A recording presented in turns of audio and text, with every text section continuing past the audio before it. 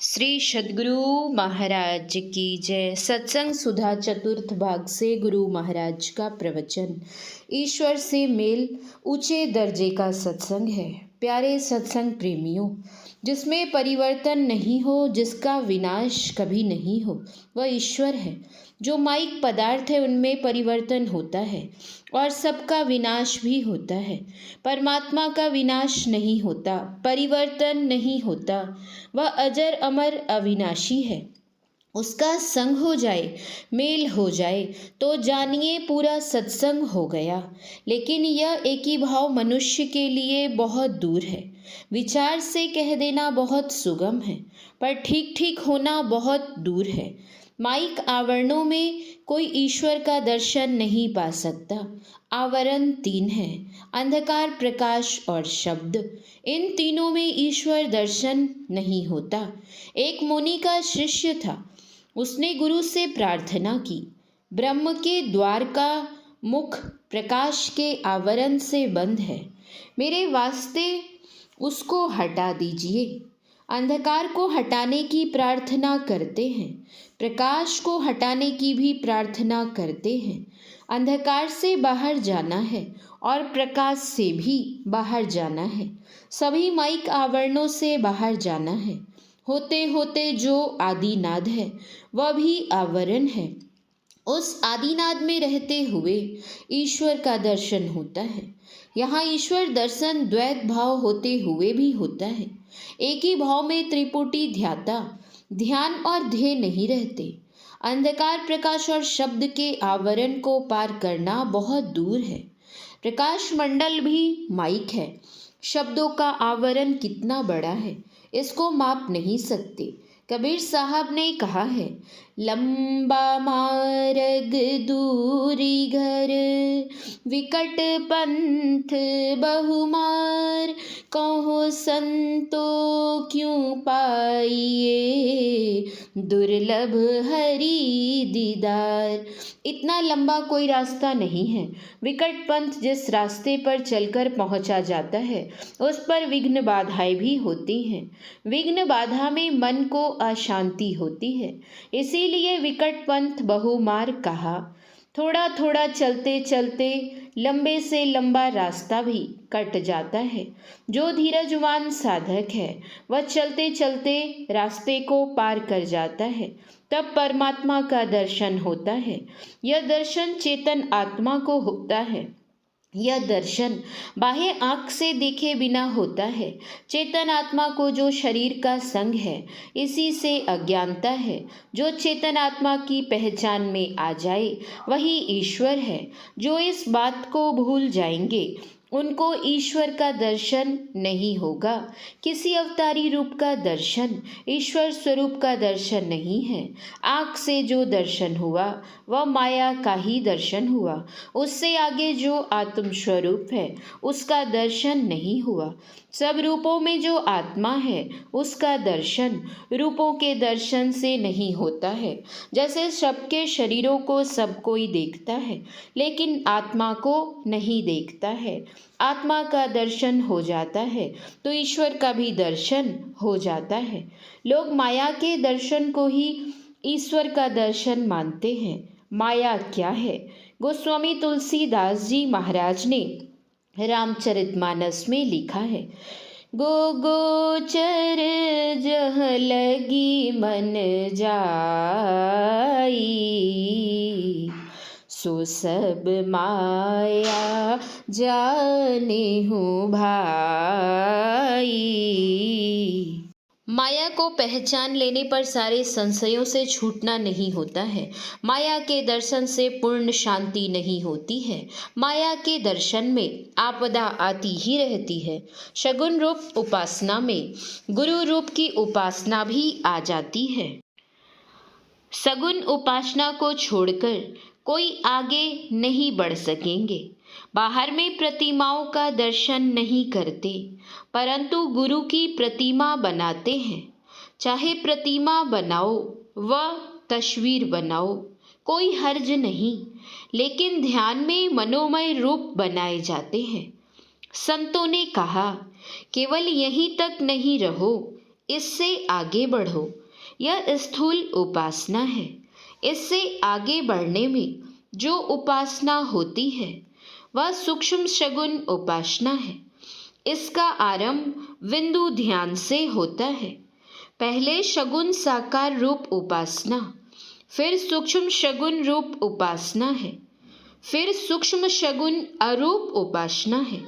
इसको खत्म करके तब जो उपासना है वही निर्गुण निराकार उपासना है। निर्गुण को भी पार कर गया तो वहाँ केवल एक ही भाव रहता है। इस चेतन से भी परे तत्व को चिन्ह लेने पर हृदय की ग्रंथि खुल जाती है, सारे संशयों का नाश हो जाता है और तब कर्म बंधन टूट जाते हैं। गोस्वामी तुलसीदास जी ने लिखा है, सकल दृश्य निज उदर मेले, सोवै निद्रा तजी योगी, सोई हरि पद अनुभवई परम सुख, अतिशय द्वैत वियोगी। परम सुख को जो पाता है वह द्वैत से छूटा हुआ होता है। वह शोक मोह आदि से रहित होता है। उसकी पहुँच जहाँ होती है वहाँ स्थान और समय नहीं रहते। जिनकी यह दशा नहीं हुई उनका संशय निर्मूल नहीं हुआ। सब संशय जहाँ दूर होते हैं उसका ज्ञान होना चाहिए। सत्संग से इन विषयों को बारंबार समझाया जाता है। पढ़े अनपढ़े को भी अच्छी तरह समझ में आ जाए, यह कोशिश सत्संग में की जाती है। जहाँ ईश्वर का भाव नहीं रखना चाहिए, सत्संग नहीं करने वाले वहाँ ईश्वर का भाव रखते हैं। जिस सत्संग में ईश्वर की चर्चा नहीं वह सत्संग नहीं। साधना करके ईश्वर से मेल हो जाए तो यह ऊंचे दर्जे का सत्संग है। उपासना में प्रथम ही ईश्वर दर्शन नहीं होता, लेकिन ईश्वर के ज्ञान में वह मजबूत होता है। आंतरिक उपासना को आंतरिक सत्संग कहते हैं। अद्वैत भाव में ईश्वर का दर्शन हो जाए, यह निर्गुण शब्द ब्रह्म की उपासना से होता है। संत कबीर साहब ने कहा है, संगति ही जरी जाओ न चर्चा राम की, दुल्हा बिना बारात कहो किस काम की। श्री सद्गुरु महाराज की जय। यह प्रवचन महर्षि में ही आश्रम कुप्पा घाट भागलपुर में 20/8/1937 ईस्वी को हुआ था। श्री सद्गुरु महाराज की जय। महर्षि में ही के अनमोल वचन, जो तुम अपनी आत्मा से पहचान सको वही ईश्वर है। जो इस बात को नहीं समझते वे ही भटकते रहते हैं। सब धर्मों से वही छूटेगा जो सब कर्मों से छूटेगा, क्योंकि कर्म करने से ही धर्म होता है। ईश्वर का दर्शन और सच्चे साधु का दर्शन सम है, बराबर है। यह विश्वास जिनके दिल में है वे तेज भाग्य वाले हैं। श्री सद्गुरु महाराज की जय। पुस्तक गुरुदेव के मधुर संस्मरण, लेखक छोटे लाल दास। सत्संग में जाओ तब बचोगे।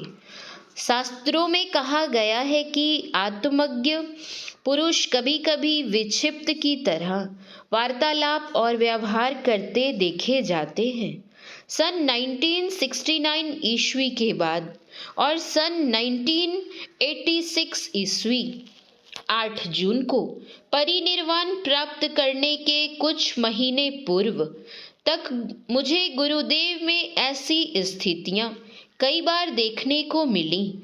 बात उस समय की है जब मैं आश्रम में नहीं रहता था, परंतु प्रत्येक रविवार को साप्ताहिक सत्संग करने के लिए अपने गांव से आश्रम अवश्य आया करता था। एक रविवार को आश्रम आया तो देखा कि गुरुदेव अपने आवास के बरामदे में चौकी पर बैठे हुए हैं। उनके सामने तुलसी का एक पिंडा था। उसमें तुलसी के पौधे लगे हुए थे। साप्ताहिक सत्संग करने के लिए आए हुए कुछ सत्संगी गुरुदेव के चरण छूने के लिए आगे बढ़ रहे थे।